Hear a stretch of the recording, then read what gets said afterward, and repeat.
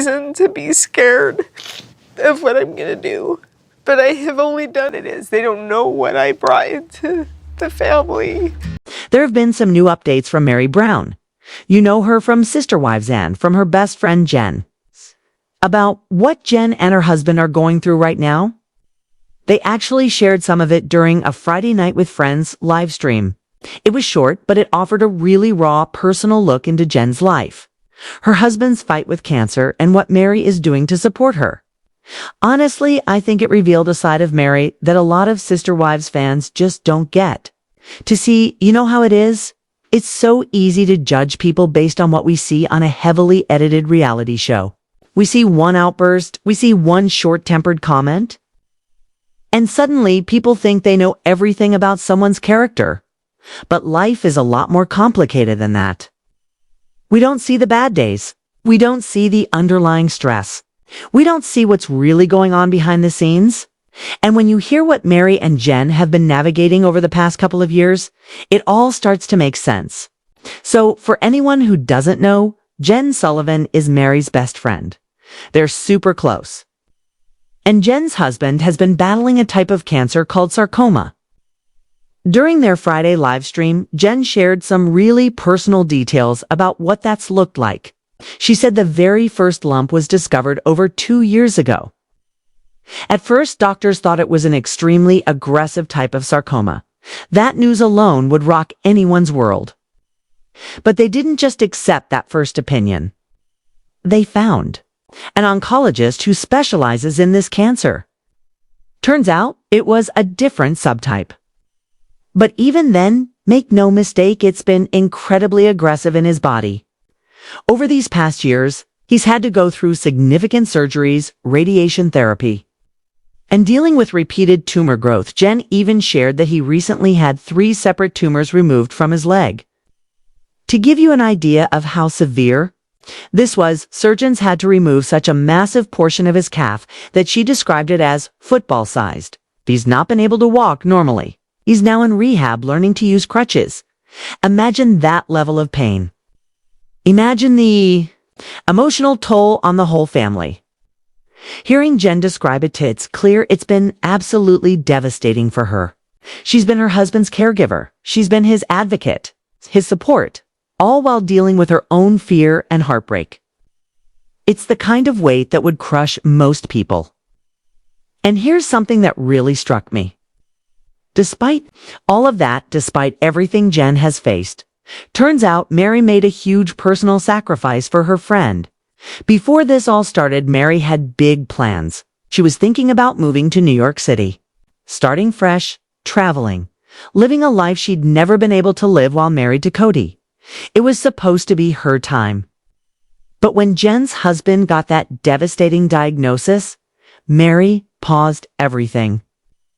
She chose to stay in Utah instead, because that's where Jen needed her. One of the most powerful things about the live stream was how real their friendship felt. At one point, Jen teased Meri about it in that way only best friends can. Before or after you ruined your life? For me, Meri shot back, I did not ruin my life for you. Jen laughed. Okay, I'm sorry. I put your own happiness on hold for you. Meri was adamant. I did not put my happiness on hold for you. They bickered and joked. It was real, unscripted. They let us see that beautiful mix of humor and pain that defines the best friendships. Jen told this really personal story about how she only found out months later what Meri had given up. She explained that she and Meri had been talking about Meri moving to New York. They even had friends there encouraging her to come, Jen said. She was super excited for her friend. But then, within a month, the diagnosis came. And Meri just quietly stayed in Utah. Didn't tell Jen the real reason right away. She didn't want to make Jen feel guilty. They actually didn't talk about it until they were in New York together that December, visiting for Christmas. That's when Meri finally admitted it. Jen called her a jerk for keeping it secret. They both laughed about how best friends apparently keep things from each other. It was this touching moment of love and vulnerability, and it's not like the stress let up. This past year has been wildly overwhelming for Jen. She herself had a non-cancerous tumor in her uterus. She had to undergo a full hysterectomy. While she was still recovering from that, her husband's cancer, thought to be gone for 2 years, came back. It came back aggressively. They found 2 new masses. He went through radiation.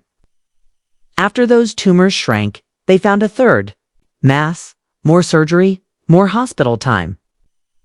His leg was left open for over a week, trying to heal. They had to do reconstructive surgery.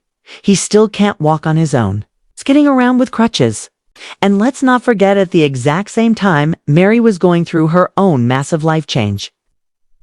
She had just left Kody. She was moving back to Utah, trying to rebuild her life. She was finally free. For the first time in decades, she could do anything she wanted. She could live anywhere, start over, but she stayed. She stayed in Utah for Jen. Look, I know people are hard on Meri sometimes. Even I can be. She can be stubborn, defensive, not always likable. But here's the thing, she shows up. When people in her life need her most, she's there. No questions, no conditions. She'll drop everything to help. It reminded me of when Janelle's son Garrison passed away. Meri's relationship with Janelle was really fractured. They weren't close. But that didn't matter. She dropped everything, went to the store, bought groceries, showed up at Janelle's door, stayed with her, helped her get through the worst days. That's the kind of loyalty you can't fake. And here's another piece people sometimes miss. For years, it seemed like Jen was always there for Meri, supporting her, helping her run her B&B, traveling with her, being the friend she could lean on. I even used to wonder, was Meri taking advantage of Jen? But hearing this story makes it clear. This isn't one-sided. They both show up for each other when it really matters. Because of everything going on with Jen's husband, they're organizing fundraisers to help with the mounting medical bills. Jen shared this on her Instagram. Man, Meri did too. And I loved how Meri described her friend. She's kind. She's mouthy. She's giving. She's supportive. She's giving. Yes. She said giving twice. That's how generous Jen is. Meri also joked about how they're hella hilarious together. She called them a couple of salty birches. You could tell there's so much love there, so much history. They've been through the worst parts of life together, and they're still standing side by side. They're planning a Sullivan family bike ride and breakfast fundraiser. It's happening on Saturday, July 26th in Perot, Utah. It'll start at 8 a.m. and participants are encouraged to bring their bike gear and get ready for a ride. They're also serving breakfast at Lizzie's Heritage and Net's Mary's Bed and Breakfast. It's $10 per person per event. All of the money raised, it's going directly to cover the family's growing medical bills. No, it's not. The only fundraiser they're doing for people who can't make it to the bike ride. There's also a bake sale and raffle planned. That one is scheduled for Monday, September 1st, also in Parowan. They promise to share more details closer to the date. It's such a small town, but they're working hard to rally everyone they can. If you're not in Utah, let's face it, most of us aren't. They've made it easy to help from anywhere. You can donate directly via Venmo. Their handle is @SullivanFamily2006. That way, anyone who's moved by their story can chip in even if they're across the country. I honestly think it's really decent of Meri to use her own big platform to help spread the word. Jen's social media reach is small. But Meri, she has over 1 million followers on Instagram alone. And who knows how many on TikTok and Facebook combined. By sharing Jen's story, she's letting her entire fan base know what's going on and giving them a chance to help. I don't think people realize how crushing this has been for Jen. It's not just her husband's cancer. While he was going through treatments, surgeries, radiation, constant checkups, there was another blow. Their son got into a serious bike accident. He broke multiple bones, completely unexpected. A total nightmare on top of everything else. Jen said thankfully her son is going to be okay. But it was just one more layer to an already brutal situation. Her health, her husband's fight. Now, her son's recovery, It's enough to break anyone. One thing Jen did in the video was explain the type of cancer her husband has. It's called liposarcoma, specifically the myxoid subtype. This is a cancer that forms in fat cells. It often develops in the extremities like arms and legs or the retroperitoneum, the space in your abdomen, and it can spread to other parts of the body if not treated. Jen described how it starts. It can look like small bumps or lumps under the skin, but they don't stay small. They grow, and they do so aggressively. One of the lumps on her husband's leg grew so much, they had to remove a football-sized mass. That surgery alone was horrific. And that wasn't the end of it. Her husband's treatment has involved multiple major surgeries, radiation therapy, ongoing rehabilitation to try to regain mobility at one point. His leg was left open for over a week to heal before they could even do reconstructive surgery. He still can't walk properly. He's learning to use crutches. They're living with uncertainty every single day. According to Cleveland Clinic, the prognosis for myxoid liposarcoma can vary. If it's caught early and if it hasn't spread, surgeons might be able to remove the entire tumor. If it doesn't come back, they might even consider the patient cured. But that's not guaranteed. This cancer can recur, even after aggressive treatment. Jen actually shared some survival statistics to help people understand the reality around 92% of people with myxoid liposarcoma are alive 5 years after diagnosis, but the survival rate drops to 55% after 12 years.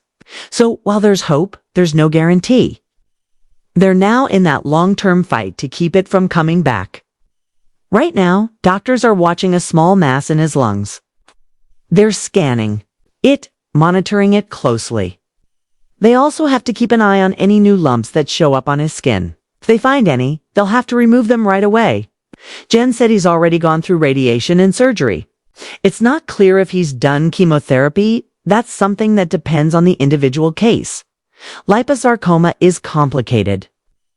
Doctors might use surgery, radiation, chemo, or some combination depending on the subtype and stage. Right. In the prime age range where this cancer is most common, people between 35 and 55. For this family, this isn't something that's going to be over in a week or a month. It's a lifelong battle. They're trying to raise 2 kids, hold down jobs, pay endless medical bills, and just survive this nightmare together. That's why I think it's so important to recognize what Meri's been doing. She could have left, she could have chased her own dreams in New York, but she stayed. She showed up. She's using her platform to help. And she's still there for her friend day after day. I know there are people who don't like Meri, who think she's cold or harsh, who judge her based on sister wives. But no one is perfect. And this shows another side of her. Someone who will drop everything to support the people she loves, even if they fight, even if they drive each other nuts. It's because that's what real friendship is. If you're moved by their story, you can help in a few ways. Attend the Bike Ride and Breakfast fundraiser in Parowan on July 26th. Join the bake, sale, and raffle on September 1st. Or donate directly via Venmo at @SullivanFamily2006. Every dollar goes to cover medical expenses so they can focus on fighting and healing. Even if you can't give money, you can share their story. Talk about it. Tell your friends. Share Meri's Instagram post. Help them get the word out to as many people as possible. Because when families face these battles, they shouldn't have to do it alone. Watching that Friday night with friends video was emotional. Seeing Jen talk so openly, watching Meri break down about what her friend is going through. It was raw, honest, heartbreaking, but also beautiful in the way it showed the depth of their bond. So, besties, tell me what you think in the comments. Do you see Meri differently after hearing this? Do you feel for Jen and her family? If you can, please consider helping. And if you're new here, make sure you subscribe and click the bell so you don't miss future videos. Thank you so much for watching. Bye, besties. Stay kind, stay safe, and take care of each other.